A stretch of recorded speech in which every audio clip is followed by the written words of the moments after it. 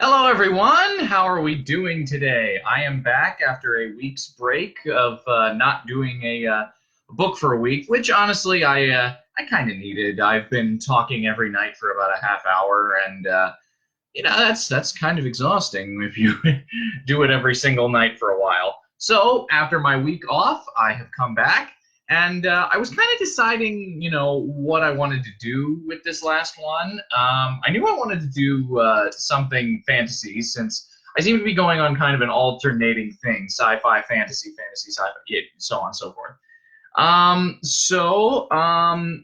I decided I wanted to take a look at something by J.R.R. Tolkien, and I was debating what it was going to be for a while. It was going to wind up being Fellowship for a while, but then I thought, well, Fellowship's a little dry for a read aloud sometimes, but what's perfect? The Hobbit. So we are hopping into The Hobbit because I know this for sure because I've actually done The Hobbit as a read aloud before. I was in eighth grade. I think my younger sister Sarah was in second or third. I don't remember which one, but I've done it before, and it's always good to revisit it. I'm sure my character voices are better now than they were in eighth grade. Let's see, shall we? So this is the first chapter of The Hobbit. Chapter 1: An Unexpected Party. In a hole in the ground there lived a hobbit. Not a nasty, dirty, wet hole filled with the ends of worms and an oozy smell, nor yet a dry, bare, sandy hole with nothing in it to sit down on or to eat. It was a hobbit hole, and that means comfort. It had a perfectly round door like a porthole, painted green, with a shiny yellow brass knob in the exact middle. The door opened onto a tube-shaped hall like a tunnel, a very comfortable tunnel without smoke, with paneled walls and floors tiled and carpeted, provided with polished chairs and lots of pegs for hats and coats. The hobbit was fond of visitors. The tunnel wound on and on, going fairly but not quite straight into the side of the hill. The hill, as all the people for many miles round called it, and many little round doors opened out of it, first on one side and then on another. No going upstairs for hobbits. Bedrooms, bathrooms, cellars, pantries, lots of these. Wardrobes, he had whole rooms devoted to clothes. Kitchens, dining rooms, all were on the same floor, and indeed on the same passage. The best rooms were all on the left-hand side, going in, for these were the only ones to have windows, deep-set round windows looking over his garden, and meadows beyond, sloping down to the river. This hobbit was a very well-to-do hobbit, and his name was Baggins. The Bagginses had lived in the neighborhood of the hill for time out of mind, and people considered them very respectable, but only because most of them were rich, but also because they never had any adventures or did anything unexpected. You could tell what a Baggins would say on any question without the bother of asking him. This is a story of how a Baggins had an adventure and found himself doing and saying things altogether unexpected. He may have lost his neighbor's respect, but he gained, well, you will see whether he gained anything in the end. The mother of our particular hobbit. What is a hobbit? I suppose hobbits need some description nowadays, since they have become rare and shy of the big people, as they call us. They are, or were, a little people, about half our height, and smaller than the bearded dwarves. Hobbits have no beards. There is little or no magic about them, except the ordinary everyday sort, which helps them to disappear quietly and quickly when large, stupid folk like you and me come bluttering along, making a noise like elephants which they can hear a mile off. They are inclined to be fat in the stomach. They dress in bright colors, chiefly green and yellow, wear no shoes because their feet grow natural leathery soles, and thick, warm brown hair like the stuff on their heads, which is curly. Have long, clever brown fingers, good-natured faces, and laugh deep, fruity laughs, especially after dinner, which they have twice a day when they can get it. Now you know enough to go on with. As I was saying, the mother of this hobbit, of Bilbo Baggins, that is, was the famous Belladonna Took, one of the three remarkable daughters of the old Took, head of the hobbits who lived across the water, the small river that ran at the foot of the hill. It was often said, in other families, that long ago one of the Took ancestors must have taken a fairy wife. That was, of course, absurd, but certainly there was still something not entirely Hobbit-like about them, and once in a while members of the Took clan would go and have adventures. They discreetly disappeared, and the family hushed it up, but the fact remained that the Tooks were not as respectable as the Bagginses, although they were undoubtedly richer. Not that Belladonna Took ever had any adventures after she became Mrs. Bungo Baggins. Bungo, that was Bilbo's father, built the most luxurious hobbit hole for her, and partly with her money, that was to be found either under the hill or over the hill or across the water, and there they remained to the end of their days. Still, it is probable that Bilbo, her only son, although he looked and behaved exactly like a second edition of his solid and comfortable father, got something a bit queer in his makeup from the Took side, something that only waited for a chance to come out. The chance never arrived until Bilbo Baggins was grown up, being about 50 years old or so, and living in the beautiful hobbit hole built by his father, which I have just described for you, until he had in fact apparently settled down immovably. By some curious chance, one morning long ago in the quiet of the world, when there was less noise and more green, and the hobbits were still numerous and prosperous, and Bilbo Baggins was standing at his door after breakfast, smoking an enormous long wooden pipe that reached nearly down to his woolly toes, neatly brushed, Gandalf came by. Gandalf. If you had heard only a quarter of what I have heard about him, and I have only heard very little of all there is to hear, you would be prepared for any sort of remarkable tale. Tales and adventures sprouted up all over the place wherever he went, in the most extraordinary fashion. He had not been down that way under the hill for ages and ages, not since his friend the old Took had died, in fact, and the hobbits had almost forgotten what he looked like.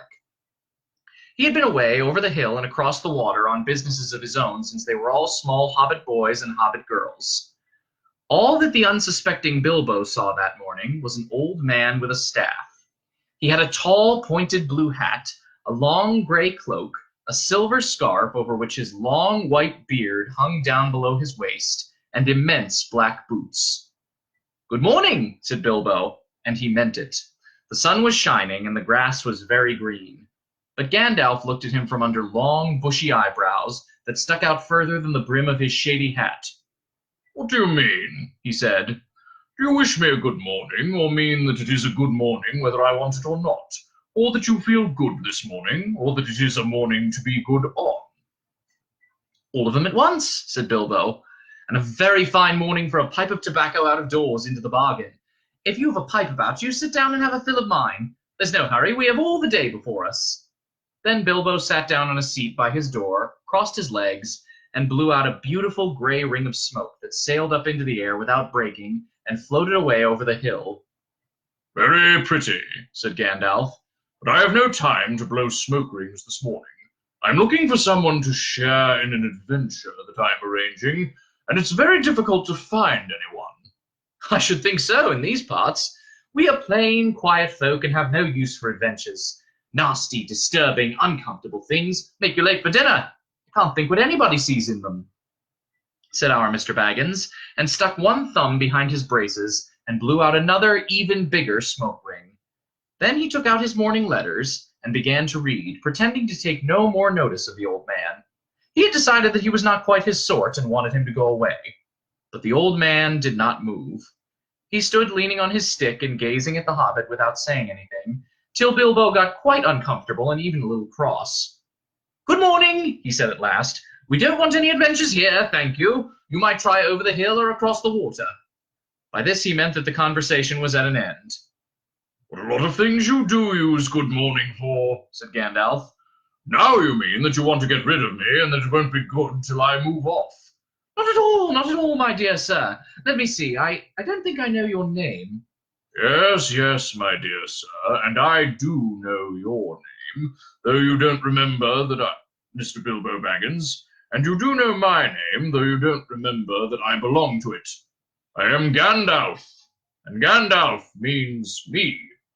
To think that I should have lived to be good morning by Belladonna Took's son as if I was selling buttons at the door." Gandalf! Oh, good gracious me! Not the wandering wizard that gave old Took a pair of magic diamond studs that fastened themselves and never came undone till ordered. Not the fellow who used to tell such wonderful tales at parties about dragons and goblins and giants and the rescue of princesses and the unexpected luck of widows' sons. Not the man that used to make such particularly excellent fireworks. I remember those. Old Took used to have them on Midsummer's Eve. Splendid. They used to go up like great lilies and snapdragons and laburnums of fire and hang in the twilight all evening. You will notice already that Mr. Baggins was not quite so prosy as he liked to believe, also that he was very fond of flowers. Dear me, he went on, not the Gandalf who was responsible for so many quiet lads and lasses going off into the blue for mad adventures. Anything from climbing trees to visiting elves or sailing in ships, sailing to other shores. Bless me, life used to be quite interesting. I mean, you used to upset many things quite badly in these parts once upon a time. I beg your pardon, but I had no idea you were still in the business. Where else should I be? Said the wizard. All the same, I am pleased to find you remember something about me. You seem to remember my fireworks kindly, at any rate, and that is not without hope. Indeed, for your old grandfather Took's sake, and for the sake of poor Belladonna, I will give you what you asked for. I beg your pardon, I haven't asked for anything. Yes, you have, twice now. My pardon, I give it you.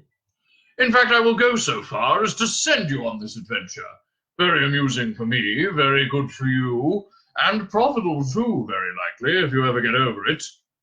Sorry, I don't want any adventures, thank you. Not today. Good morning. But please, come to tea, any time you like. Why not tomorrow? Come tomorrow. Goodbye. And with that, the hobbit turned and scuttled inside his round-green door and shut it as quickly as he dared, not to seem rude. Wizards, after all, are wizards. What on earth did I ask him to tea for? He said to himself as he went to the pantry. He had only just had breakfast, but he thought a cake or two and a drink of something would do him good after his fright.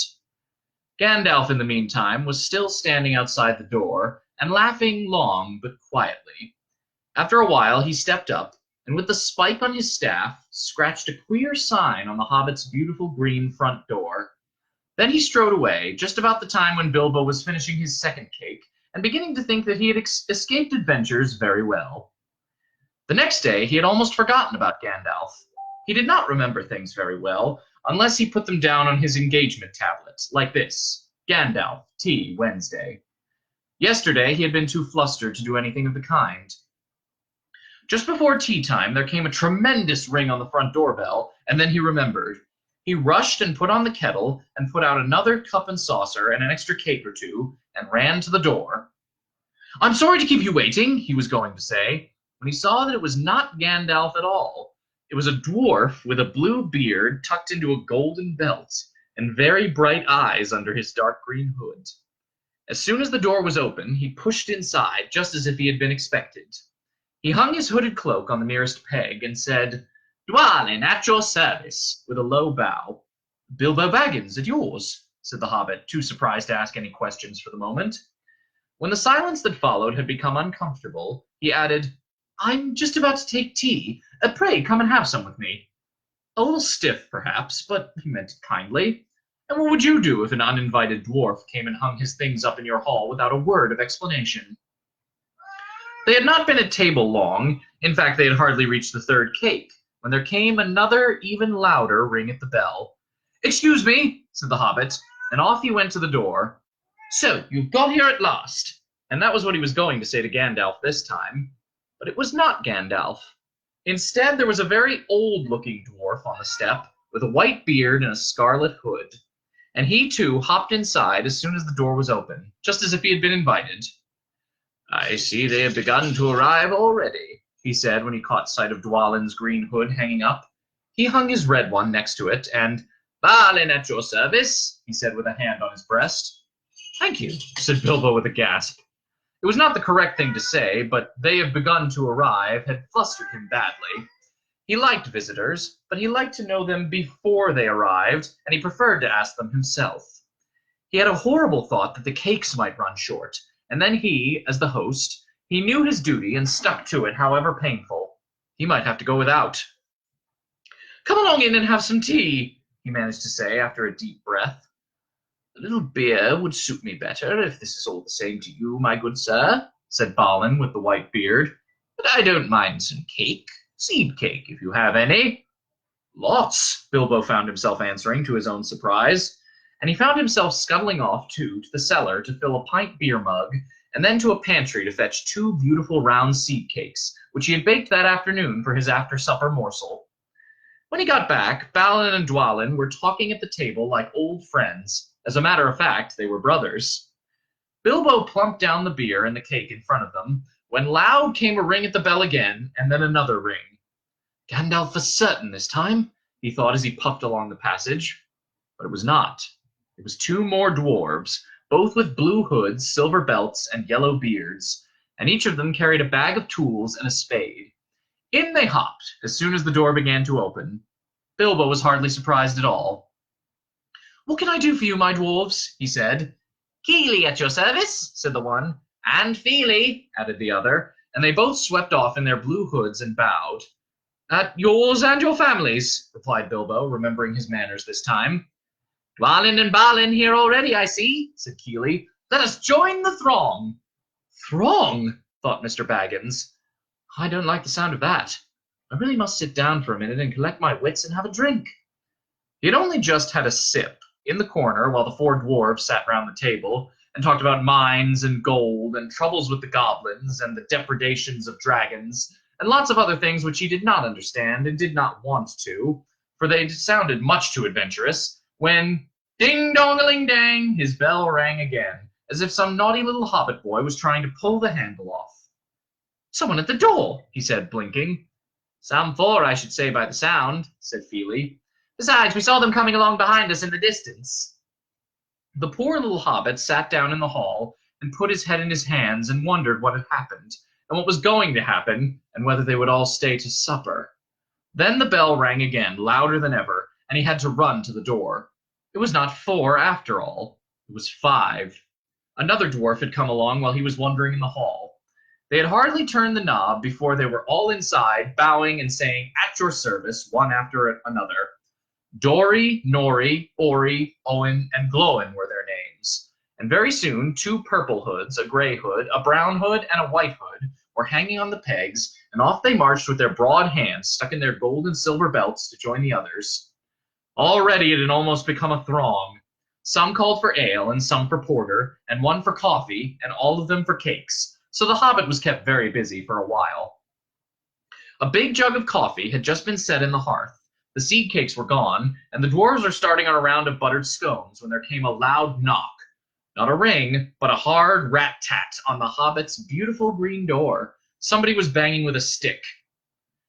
Bilbo rushed along the passage, very angry, and altogether bewildered and bewuthered. This was the most awkward Wednesday he ever remembered.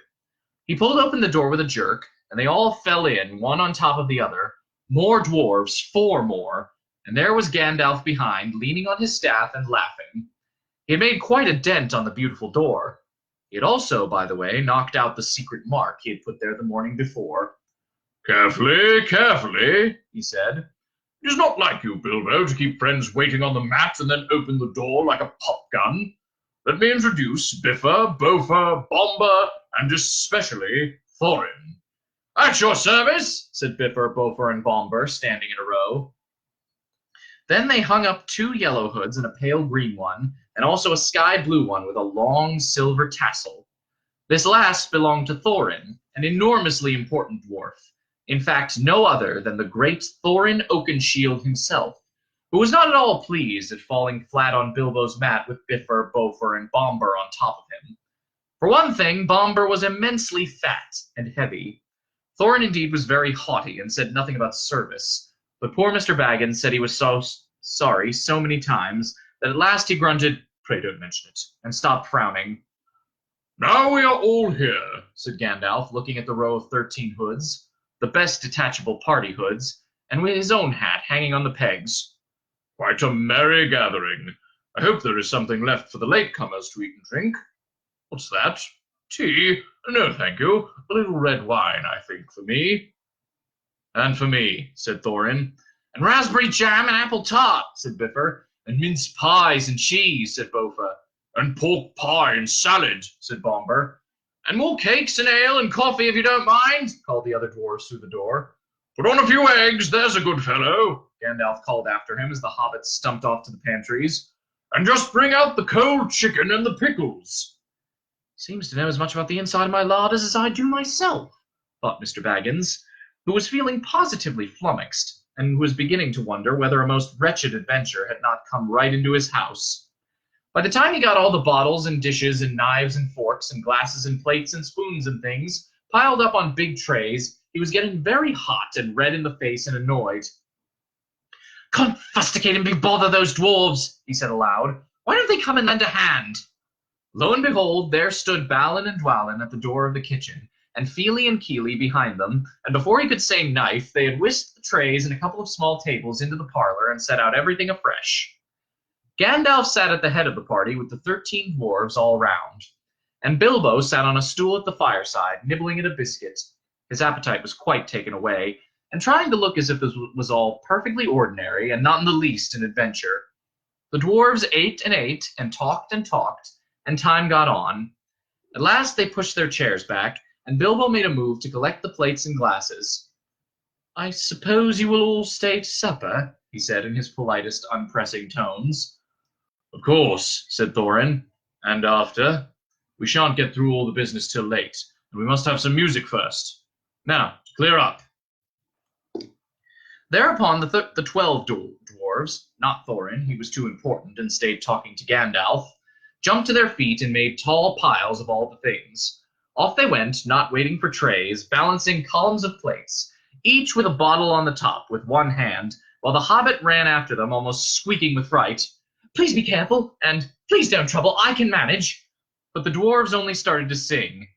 "Chip the glasses and crack the plates, blunt the knives and bend the forks. That's what Bilbo Baggins hates. Smash the bottles and burn the corks. Cut the cloth and tread on the fat. Pour the milk on the pantry floor. Leave the bones on the bedroom mat. Splash the wine on every door. Dump the crocks in a boiling bowl. Pound them up with a thumping pole. And when you've finished, if any are whole, send them down the hall to roll. That's what Bilbo Baggins hates. So carefully, carefully with the plates."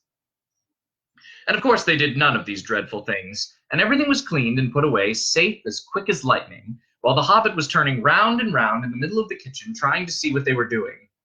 Then they went back and found Thorin with his feet on the fender smoking a pipe. He was blowing the most enormous smoke rings, and wherever he told one to go, it went.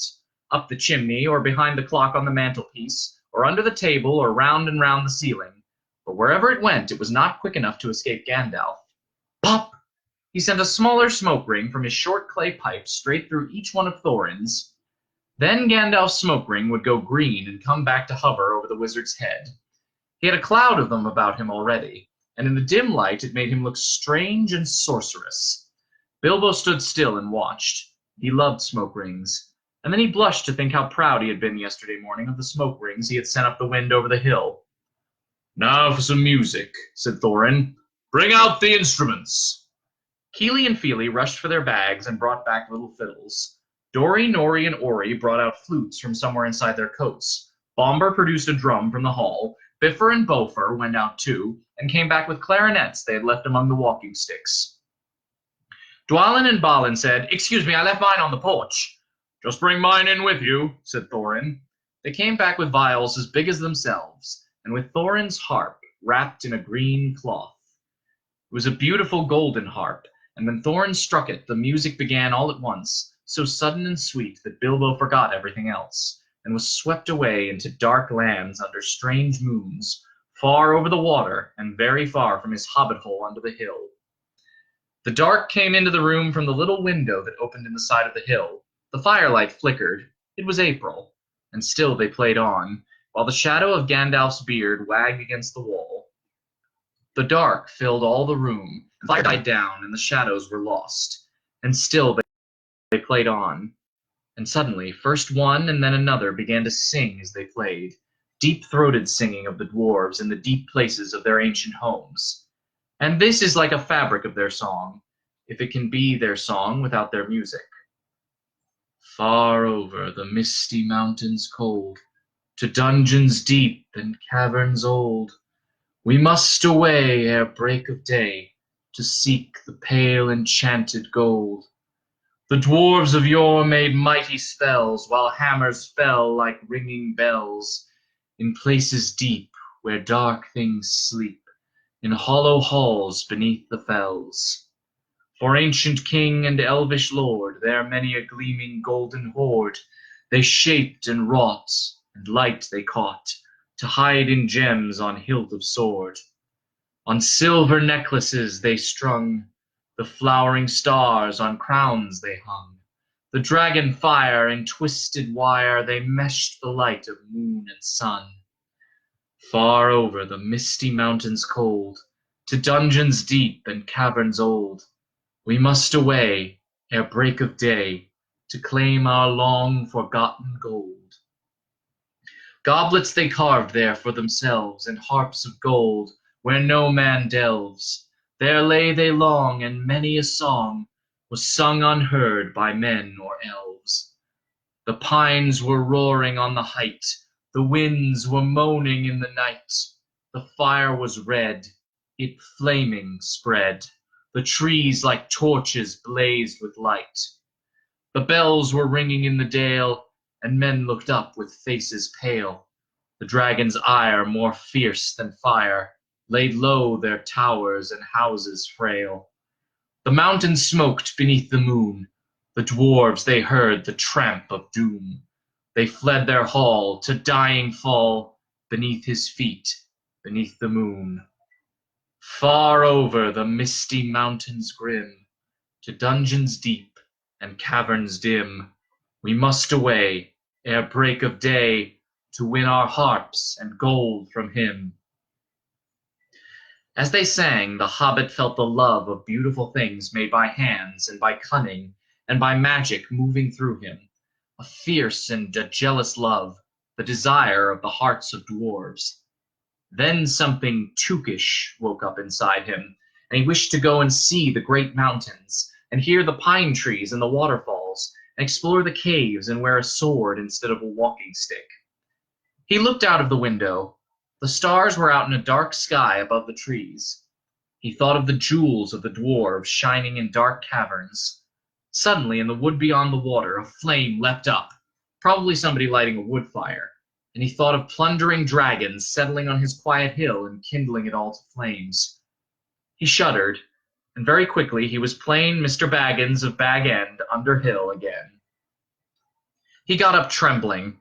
He had less than half a mind to fetch the lamp, and more than half a mind to pretend to, and go and hide behind the beer barrels in the cellar and not come out again until all the dwarves had gone away. Suddenly he found that the music and the singing had stopped, and they were all looking at him with eyes shining in the dark. "Where are you going?" said Thorin, in a tone that seemed to show that he guessed both halves of the hobbit's mind. "What about a little light?" said Bilbo apologetically. "We like the dark," said all the dwarves. "Dark for dark business. There are many hours before dawn." "Of course," said Bilbo, and sat down in a hurry. He missed the stool and sat in the fender, knocking over the poker and shovel with a crash. "Hush!" said Gandalf. "Let Thorin speak." And this is how Thorin began. "Gandalf, dwarves, and Mr. Baggins, we are met together in the house of our friend and fellow conspirator, this most excellent and audacious hobbit. May the hair on his toes never fall out. All praise to his wine and ale." He paused for breath and for a polite remark from the hobbit, but the compliments were quite lost on poor Bilbo Baggins, who was wagging his mouth in protest at being called audacious, and worst of all, fellow conspirator, though no noise came out, he was so flummoxed. So Thorin went on. "We are met to discuss our plans, our ways, means, policy, and devices. We shall soon before the break of day start on our long journey, a journey from which some of us, or perhaps all of us, except our friend and counselor, the ingenious wizard Gandalf, may never return. It is a solemn moment. Our object is, I take it, well known to us all. To the estimable Mr. Baggins, and perhaps to one or two of the younger dwarves, I think I should be right in naming Keely and Feely, for instance, the exact situation at the moment may require a little brief explanation." This was Thorin's style. He was an important dwarf. If he had been allowed, he would probably have gone on like this until he was out of breath, without telling anyone there anything that was not known already. But he was rudely interrupted. Poor Bilbo couldn't bear it any longer. As May never return, he began to feel a shriek coming up inside, and very soon it burst out like the whistle of an engine coming out of a tunnel. All the dwarves sprang up, knocking over the table. Gandalf struck a blue light on the end of his magic staff, and in its firework glare, the poor little hobbit could be seen kneeling on the hearthrug, shaking like a jelly that was melting. Then he fell flat on the floor and kept on calling out, "Struck by lightning! Struck by lightning!" over and over again. And that was all they could get out of him for a long time. So they took him and laid him out of the way on a drawing-room sofa with a drink at his elbow, and they went back to their dark business. "Excitable little fellow," said Gandalf as they sat down again. "It's funny, queer fits, but he is one of the best, one of the best. As fierce as a dragon in a pinch." If you have ever seen a dragon in a pinch, you will realize that this was only poetical exaggeration applied to any hobbit, even to old Took's great-granduncle Bullroarer, who was so huge, for a hobbit, that he could ride a horse. He charged the ranks of the goblins of Mount Graham in the Battle of the Green Fields, and knocked their king, Golthimble's head clear off with a wooden club. It sailed 100 yards through the air and went down a rabbit hole, and in this way the battle was won, and the game of golf invented at the very same moment. In the meanwhile, however, Bullroarer's gentler descendant was reviving in the drawing-room. After a while and a drink, he crept nervously to the door of the parlor.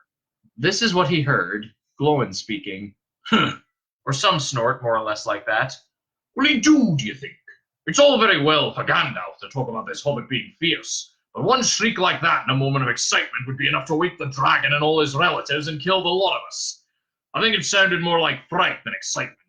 In fact, if it had not been for the sign on the door, I should have been sure we had come to the wrong house. As soon as I clapped eyes on the little fellow, bobbing and puffing on the mat, I had my doubts. He looks more like a grocer than a burglar." Then Mr. Baggins turned the handle and went in. The Took side had won. He suddenly felt he would go without bed and breakfast to be thought fierce. As for little fellow bobbing on the mat, it made him really fierce. Many a time afterwards, the Baggins part regretted what he did now, and he said to himself, "Bilbo, you were a fool. You walked right in and put your foot in it." "Pardon me," he said, "if I have overheard words that you were saying. I don't pretend to understand what you are talking about, or your reference to burglars, but I think I am right in believing," this is what he called being on his dignity, "that you think I am no good. I will show you. I have no signs on my door. It was painted a week ago, and I am quite sure you have come to the wrong house. As soon as I saw your funny faces on the doorstep, I had my doubts, but treat it as the right one. Tell me what you want done, and I will try it if I have to walk from here to the east of East and fight the wild wereworms in the last desert. I had a great-great-granduncle once, Bullroarer Took, and—" Yes, but that was long ago," said Glóin. "I was talking about you, and I assure you there is a mark on this door, the usual one in the trade, or used to be. Burglar wants good job, plenty of excitement, and reasonable reward. That's how it usually read. You can say expert treasure hunter instead of burglar if you like. Some of them do. It's all the same to us. Gandalf told us there was a man of the sort in these parts looking for a job at once, and he had arranged for a meeting here on this Wednesday tea time." "Of course there is a mark," said Gandalf. "I put it there myself for very good reasons.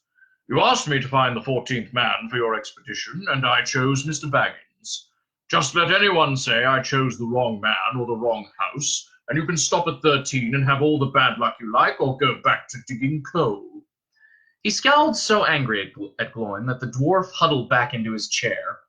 And when Bilbo tried to open his mouth to ask a question, he turned and frowned at him and stuck out his bushy eyebrows, till Bilbo shut his mouth tight with a snap. "That's right," said Gandalf. "Let's have no more argument. I have chosen Mr. Baggins, and that ought to be enough for all of you. If I say he is a burglar he is, or will be when the time comes. There is a lot more in him than you guess, and a deal more than he has any idea of himself. You may, possibly, all live to thank me yet. Now, Bilbo, my boy, fetch the lamp and let's have a little light on this." On the table in the light of a big lamp with a red shade, he spread a piece of parchment rather like a map. "This was made by Thror, your grandfather, Thorin," he said in answer to the dwarves' excited questions. "It is a plan of the mountain." "I don't see that this will help us much," said Thorin disappointedly after a glance. "I remember the mountain well enough and the lands about it.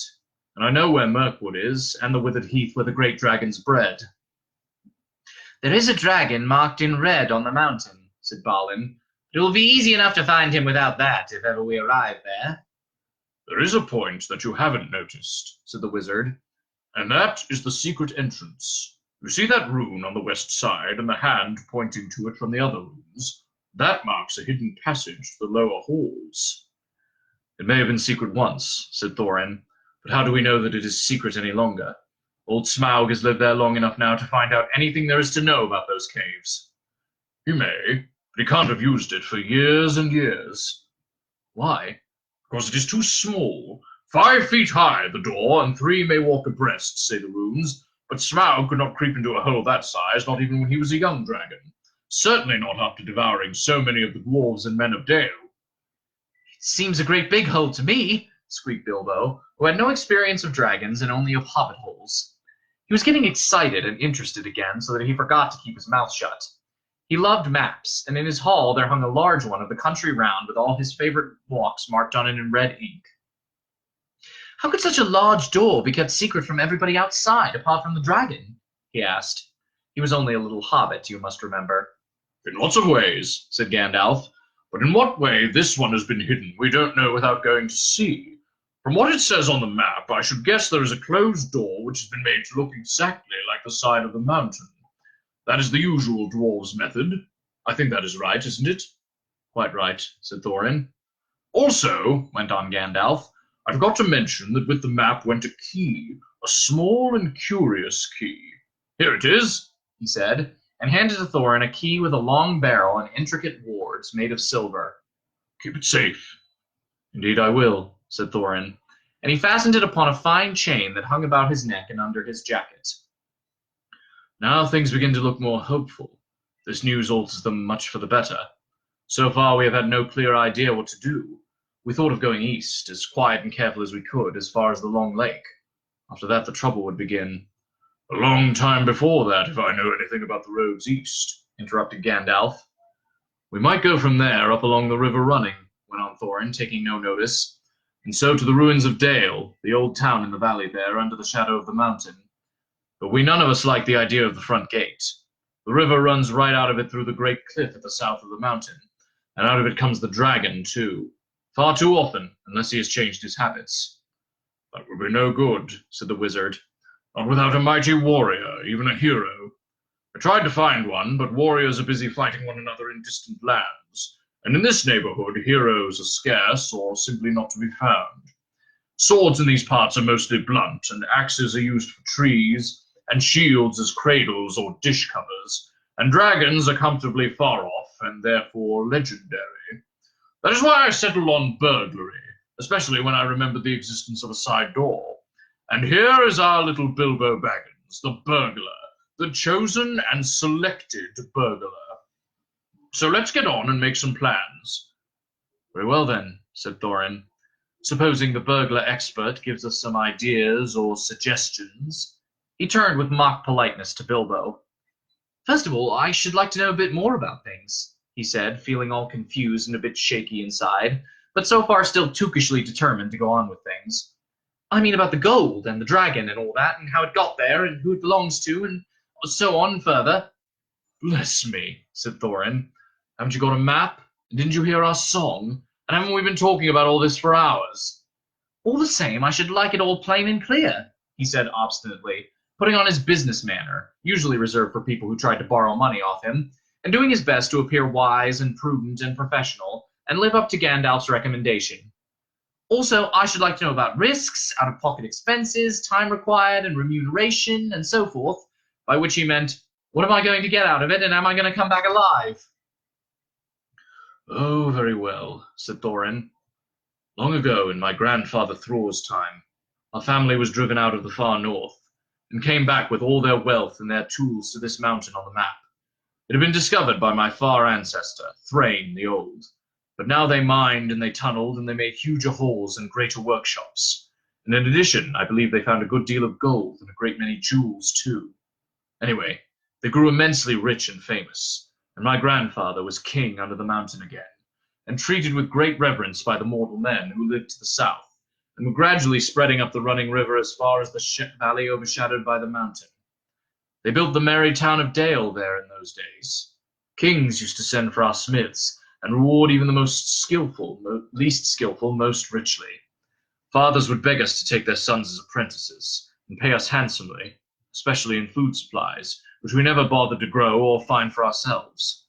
Although those were good days for us, and the poorest of us had money to spend and to lend, and leisure to make beautiful things just for the fun of it, not to speak of the most marvelous and magical toys, the like of which is not to be found in the world nowadays. So my grandfather's halls became full of armor and jewels and carvings and cups, and the toy market of Dale was the wonder of the north. Undoubtedly, that was what brought the dragon.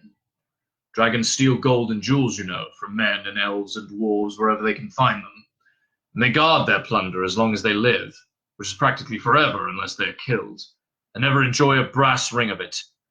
Indeed, they hardly know a good bit of work from a bad, though they usually have a good notion of the current market value, and they can't make a thing for themselves, not even mend a little loose scale of their armor. There were lots of dragons in the north in those days, and gold was probably getting scarce up there, the dwarves flying south or getting killed, and all the general waste and destruction that dragons make going from bad to worse. There was a most specially greedy, strong, and wicked worm called Smaug. One day he flew up into the air and came south. The first we heard of it was a noise like a hurricane coming from the north, and the pine trees on the mountain creaking and cracking in the wind. Some of the dwarves who happened to be outside, I was one luckily, a fine adventurous lad in those days, always wandering about, and it saved my life that day. Well, from a good way off, we saw the dragon settle on our mountain in a spout of flame. Then he came down the slopes, and when he reached the woods, they all went up in fire. By that time, all the bells were ringing in Dale, and the warriors were arming. The dwarves rushed out of their great gate, but there was the dragon waiting for them. None escaped that way. The river rushed up in steam, and a fog fell on Dale, and in the fog the dragon came on them and destroyed most of the warriors. The usual unhappy story was only too common in those days. Then he went back and crept in through the front gate, and routed out all the holes and lanes and tunnels, alleys, cellars, mansions, and passages. After that there were no dwarves left alive inside, and he took all their wealth for himself. Probably, for that is the dragon's way, he has piled it all up in a great heap far inside, and sleeps on it for a bed. Later he used to crawl out of the great gate and come by night to Dale, and carry away people, especially maidens, to eat, until Dale was ruined, and all the people dead or gone. What goes on there now I don't know for certain, but I don't suppose anyone lives nearer to the mountain than the far edge of the long lake nowadays. The few of us that were well outside sat and wept in hiding, and cursed Smaug. And there we were unexpectedly joined by my father and my grandfather with singed beards. They looked very grim, but they said very little. When I asked how they had got away, they told me to hold my tongue, and said that one day in the proper time I should know. After that we went away. We've had to earn our livings as best we could up and down the lands, often enough sinking as low as blacksmith work, or even coal mining. But we have never forgotten our stolen treasure. And even now, when I will allow we have a good bit laid by and are not so badly off, here Thorin stroked the gold chain round his neck. We still mean to get it back, and to bring our curses home to Smaug, if we can. I've often wondered about my father's and my grandfather's escape. I see now they must have had a private side door which only they knew about. But apparently they made a map, and I should like to know how Gandalf got hold of it, and why it did not come down to me, the rightful heir.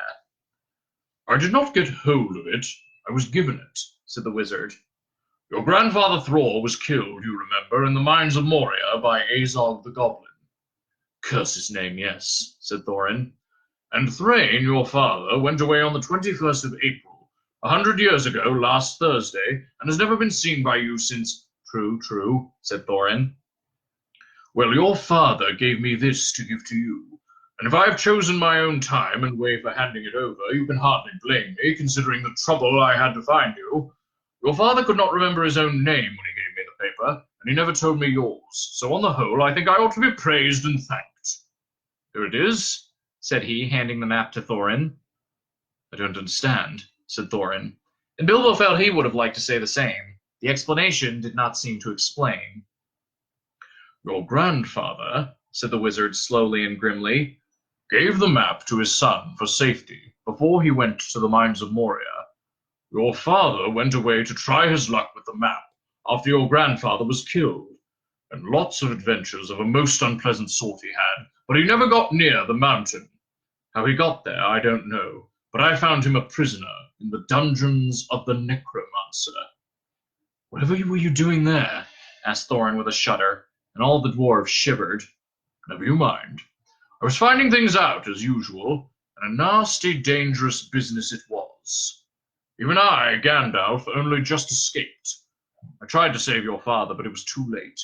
He was witless and wandering, and had forgotten almost everything except the map and the key. We have long ago paid the goblins of Moria, said Thorin.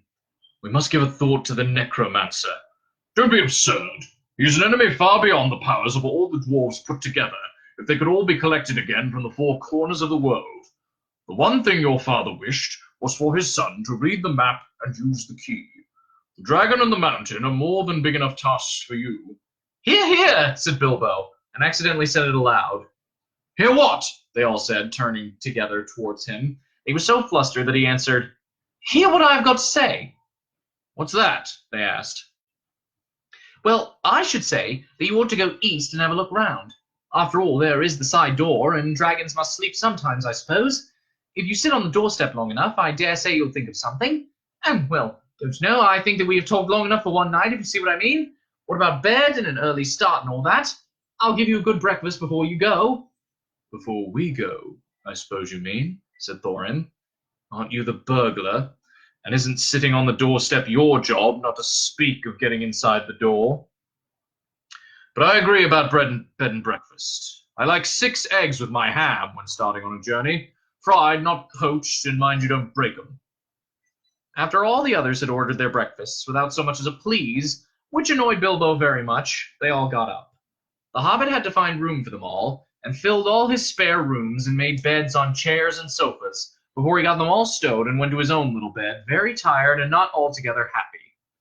One thing he did make his mind about was not to bother to get up very early and cook everybody else's wretched breakfast. The tookishness was wearing off now, and he was not now quite so sure that he was going on any journey in the morning.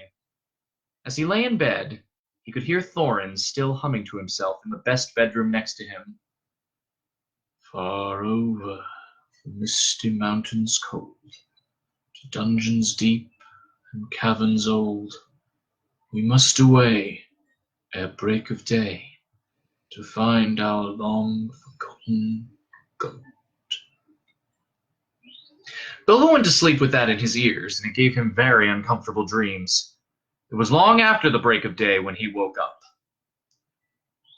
And there we have it. That's the first chapter of The Hobbit.